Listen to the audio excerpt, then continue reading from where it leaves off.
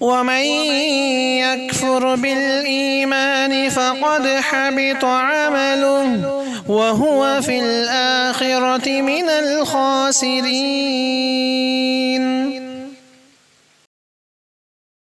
السلام علیکم ورحمۃ اللہ وبرکاتہ. الحمد للہ رب العالمین وبہ نستعین وصلی اللہ علی نبینا محمد وعلی آلہ وصحبہ اجمعین. سامعین اکرام، شرک کی دوسری قسم ہے شرک اصغر. شرک اصغر ہر اس گناہ کو کہتے ہیں جس سے اللہ اور اس کے رسول صلی اللہ علیہ وسلم نے منع فرمایا، جو شرک اکبر تک لے جانے کا وسیلہ یا ذریعہ ہو، اور قرآن و حدیث میں کہیں نہ کہیں اسے شرک یا کفر کا نام بھی دیا گیا ہو، اسے شرک اصغر کہا جاتا ہے. شرک اصغر کا مرتکب ہمیشہ جہنم میں نہیں ہوگا، دائرہ اسلام سے خارج نہیں ہوگا. شرک اکبر کا مرتکب دائرہ اسلام سے خارج ہو جاتا ہے. رہی بات آخرت کی، اللہ کی مشیت پر ہے. اللہ تعالیٰ چاہے تو سزا دے، اگر اللہ چاہے تو معاف کر کے جنت میں داخل کر دے. مسند احمد کی روایت ہے محمود ابن لبید رضی اللہ تعالیٰ عنہ سے کہ رسول اللہ صلی اللہ علیہ وسلم نے فرمایا: ان اخوف ما اخاف علیکم الشرک الاصغر. فقالوا یا رسول اللہ وما الشرک الاصغر؟ قال الرياء. رسول اللہ صلی اللہ علیہ وسلم نے صحابہ سے فرمایا کہ سب سے زیادہ جس بات سے میں خوف کھاتا ہوں وہ شرک اصغر ہے. صحابہ نے پوچھا اللہ کے رسول صلی اللہ علیہ وسلم وہ شرک اصغر کیا ہے؟ تو آپ صلی اللہ علیہ وسلم نے جواب دیا کہ وہ ریاکاری ہے.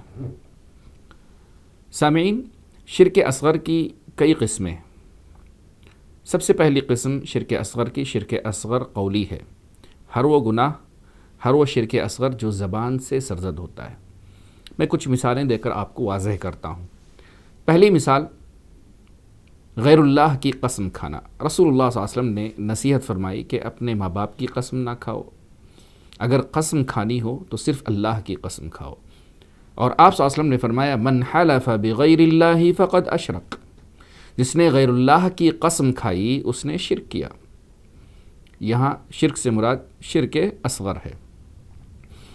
لہذا اللہ کے علاوہ سر کی قسم کھانا یا ماں باپ کی قسم کھانا یا کسی اور کی قسم کھانا یہ جائز نہیں ہے.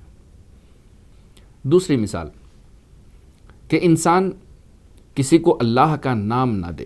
مثال کے طور پر اللہ مالک الملوک ہے، قاضی القضات ہے، قاضیوں کا قاضی ہے، بادشاہوں کا بادشاہ ہے. لیکن بعض لوگوں کو آپ دیکھتے ہیں کہ نام رکھتے ہیں شہنشاہ، یعنی بادشاہوں کا بادشاہ. بادشاہوں کا بادشاہ کون ہے؟ وہ اللہ ہے. یہ نام اللہ کے علاوہ کسی اور کو نہیں دیا جا سکتا. اللہ کے ایک معمولی سے بندے کو کیسے شہنشاہ کہا جا سکتا ہے؟ تیسری مثال، جب بارش ہوتی ہے، بعض مرتبہ انسان یہ کہتا ہے کہ ہمیں بارش فلاں تارے کی وجہ سے ہوئی. عرب کیا کہتے تھے کہ ایک خاص قسم کا تارا تھا جس کو نو کہا جاتا تھا. یہ نو مشرقی جانب سے طلوع ہوتا اور 13 دن بعد مغرب میں غروب ہوتا.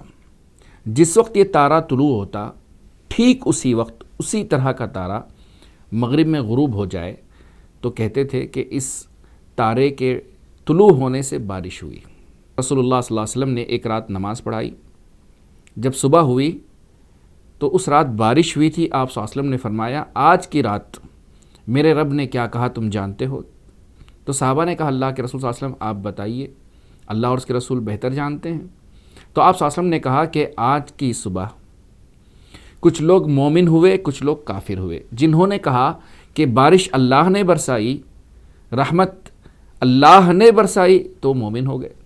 جس نے کہا کہ بارش اس فلاں ستارے کی وجہ سے ہوئی یا فلاں تارے کی وجہ سے ہوئی، تو انہوں نے اللہ کا کفر کیا اور اس ستارے پر ایمان لے آئے. اللہ المستعان.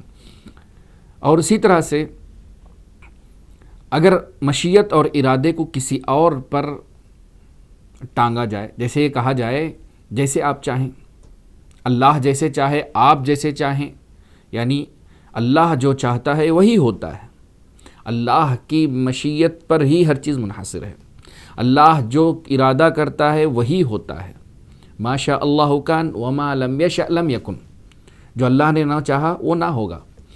ایک مرتبہ رسول اللہ صلی اللہ علیہ وسلم کے پاس آ کر ایک صحابی نے کہا: ما شاء اللہ و شئت.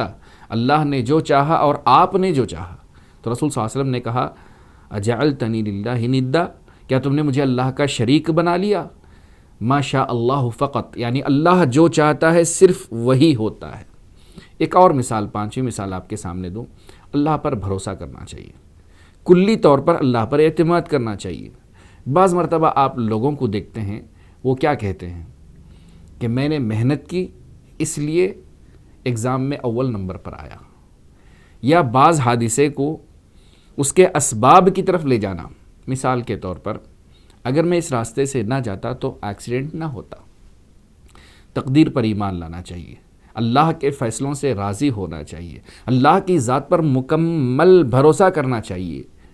لہذا اسباب پر کسی چیز کو نہ لٹکائیں بلکہ مکمل اللہ پر بھروسہ کریں۔ یہ کہیں کہ کامیابی مجھے اللہ نے دی، شفا اللہ نے دی، ڈاکٹر تو ایک ذریعہ ہے، ڈاکٹر کچھ نہیں کر سکتا، وہ خود اللہ کا ایک مجبور بندہ ہے۔ لہذا بعض چیزوں کو، اسباب کو اللہ کے علاوہ کسی اور کی طرف منسوب کرنا یہ مناسب نہیں ہے۔ یہ بھی شرک اصغر کی ایک مثال ہے۔ اللہ مجھے اور آپ کو شرک اصغر قولی سے محفوظ فرمائے، آمین۔ شکریہ، والسلام علیکم ورحمۃ اللہ وبرکاتہ۔